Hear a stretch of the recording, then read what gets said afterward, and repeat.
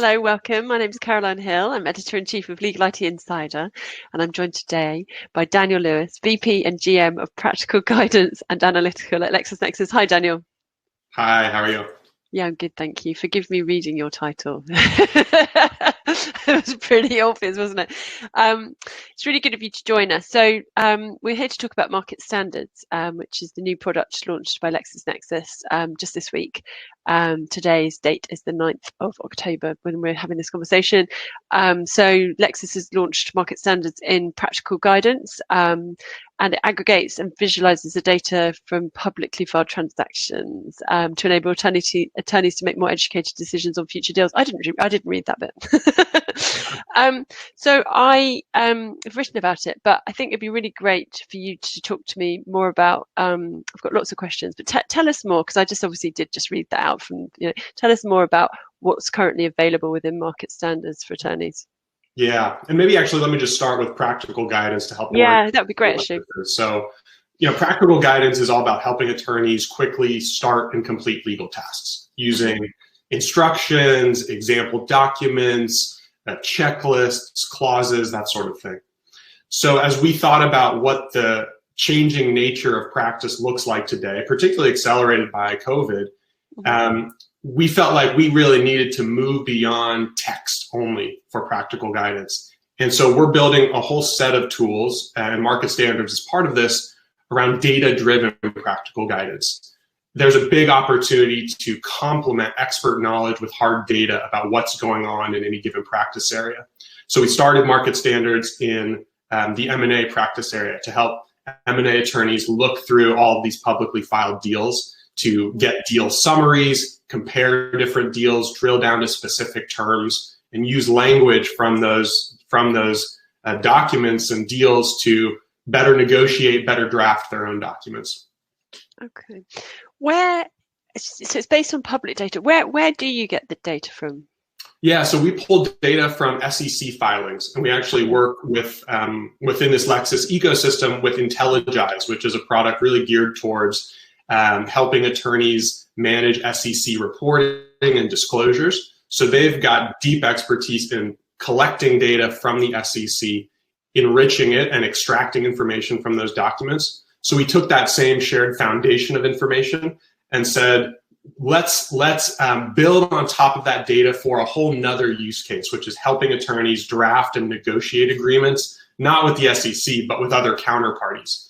And so let's take that same set of data, this public information, and enrich it further. So we went beyond where Intelligize goes for their purposes and added some additional detail about each deal to help attorneys drill down to specific clauses and language that they really need in the negotiating and drafting context. That's interesting.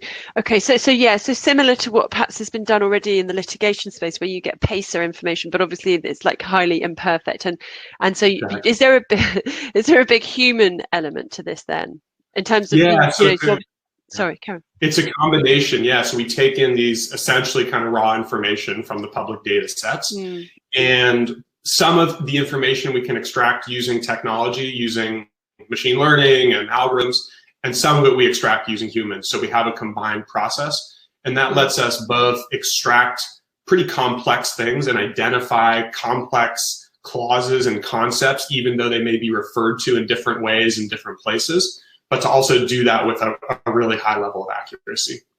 And do you correct it? Because one of the things I know that within the litigation space is an issue is, for example, where attorneys change, or where the data changes. So do you have that kind of review as well? You're getting that's where perhaps the human element is up, making sure it's all up to date and accurate.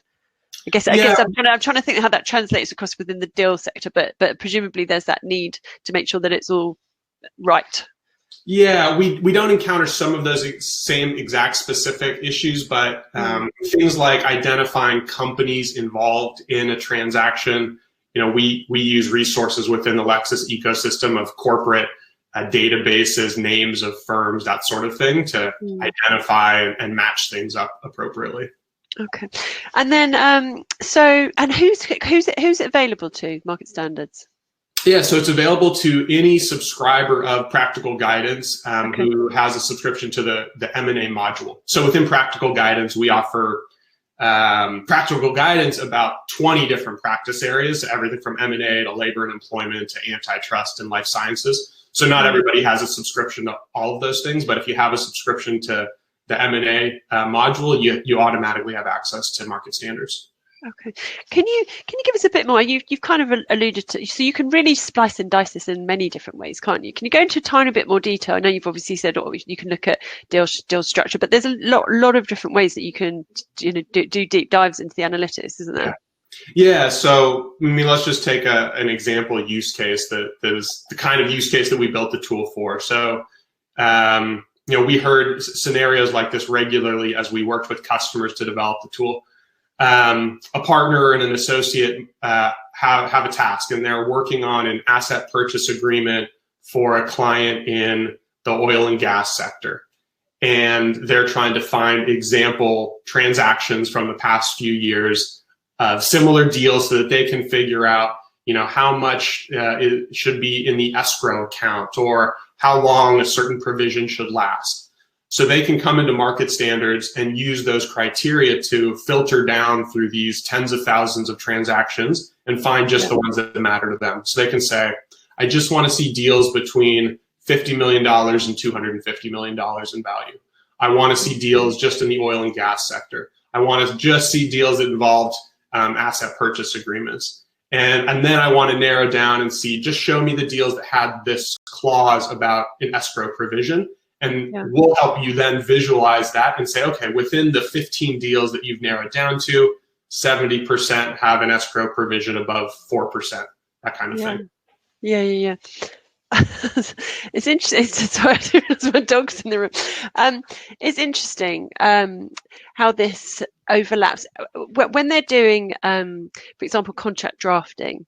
So it's interesting how there's an overlap, isn't there? So presumably, how does that work? Is it sort of, are you going to create some kind of workflow so that it avoids duplication? Do you know, like, because obviously they're going to be doing certain research within, so as to sort of how how to draft the terms of the contract, and then this is sort of operating in parallel. I don't know if I articulated that particularly well, but are you going to make it so that it's quite seamless for them to sort of go between one and the other? Yeah, exactly. I sort of see them as two sides of the same coin. Right? So one side of the coin is maybe you've gotten a first draft from the other side, and you're trying to figure out what's unusual about that draft. You're trying to compare it to the market standards that you care about. Yeah. And the other side of the coin is saying, okay, if I'm responding to them or if I'm creating my own first draft, I want to use language that is market standard. I want to find specific language from a recent deal that covers this clause that I care about, and I can copy and paste that. So we've made it really easy within the tool to say, okay, I've narrowed it down to 5 deals that have this provision. I can click a button and see the exact language really quickly from that deal, copy and paste it, use it in my own drafting process if I want to. Yeah. Okay. It's very cool. So this is the first. The M&As. There's more planned, isn't there? So that this is the first of a series of practice-specific editions. So what's next, and what's on the roadmap? Yeah. So as I mentioned, we've got this broader thesis around data-driven practical guidance, and that means that we're looking to incorporate data from a variety of different sources into a variety of different practice areas. So each practice area kind of has its own unique needs. What matters in life sciences is going to be different than what matters in M&A. So in M&A, right, we were able to take advantage of all of these publicly available deals to extract information, create an analytical tool. We'll expand market standards to some other practice areas where we see similar opportunity, like finance and labor and employment, where we can look at credit agreements and employment agreements. But we're also incorporating data from other places into other practice areas. So for example, we're bringing in litigation analytics from tools like Lex Machina and Context and incorporating that in our guidance in areas like civil litigation and bankruptcy and tax. So if you're learning how to handle a motion for summary judgment, we're giving you insights about what's likely to happen, how often that motion's granted in particular courts, cases and language to use in front of particular judges. Or we're showing you how many cases are being filed in recent years about a particular issue. Maybe it's employment discrimination cases. So we're incorporating analytics from other parts of the Lexis ecosystem where we've already got deep insights. And then lastly, we're looking at some practice areas about creating our own private data sets. So when there's not public information and public data sets, we're now actually building our own unique data sets by talking with practitioners in the space to aggregate private information. So kind of a multifaceted approach to incorporate data into all of these different ways that people are looking for practical guidance. That sounds like quite a lengthy process in terms of the private. Sounds like I mean, but then you got to start somewhere, right? Like that today is the first day, but would that be, is that something that you're already doing? Yeah, so we're actually expecting to announce our first kind of data survey within the next few weeks for one of our practice areas. So stay tuned for that. It should be exciting. Awesome, you heard it here first. And then, so you've just touched on, I suppose, just lastly, you've just touched on the fact that with the litigation side. I mean, you've obviously been doing that for quite a while. You founded and were CEO of Ravel Law.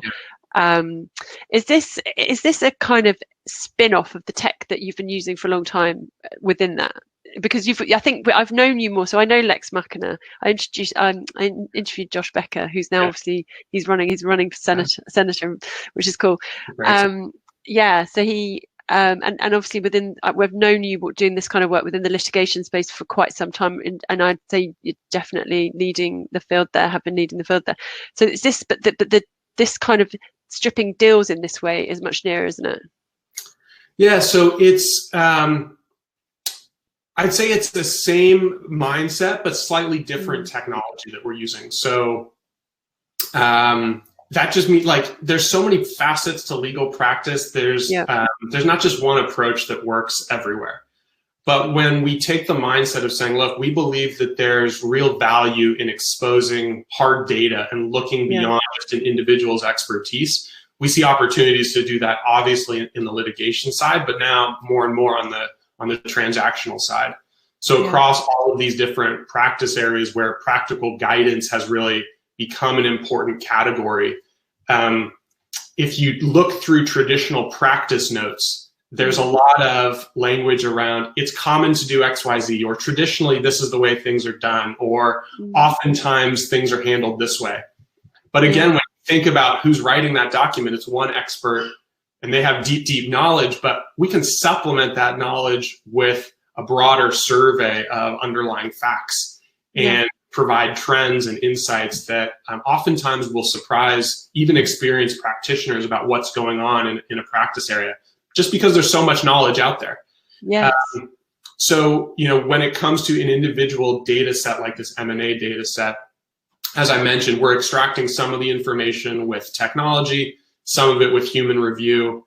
On the litigation side, when we were building tools like Ravel and then Context, which is what it became in Lexis, we were doing a lot purely with machine learning, but it was looking at really different kinds of data, trying to turn cases into structured documents versus trying to turn agreements and contracts into structured documents. So I certainly learned a lot from the litigation side and I'm able to apply that in the transactional side, but it's not kind of the same algorithms that are doing the work. I said that was the last thing, but this is the last thing. So in terms of what I find really fascinating within the litigation space, in terms of the analytics side, is the way that it's morphed into the competitive edge, particularly where clients are now using it to work out whether to instruct their law firm. For example, if they, you get a law firm that's been particularly successful in this type of case.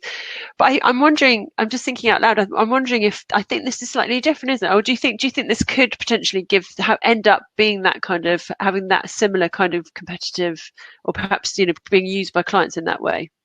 Yeah, absolutely. I mean, we've already heard use cases of people talking about the tool and how they want to use it for that purpose, where they say, I may be negotiating with another party that I've never negotiated with before, and they may be telling me that they never agree to a certain clause, a certain provision. With this kind of tool, I can look back easily at their past deals and see whether that's true or not. And so we've had attorneys talk about being able to do that work and saying, oh, just a few years ago, I saw that you guys agreed to a provision like X. Oh, that's interesting. Yeah. That's annoying. But it's funny because we saw the same thing on the litigation side. We heard firms talking about how they were using the tools to say, when a judge said, look, I don't grant those kinds of motions, they were able to look back and find examples where the judge had granted that kind of motion. That's a brave attorney, though, to then go and say, actually. Actually, let me show you a couple of examples. Yeah. But I mean, it's pretty powerful.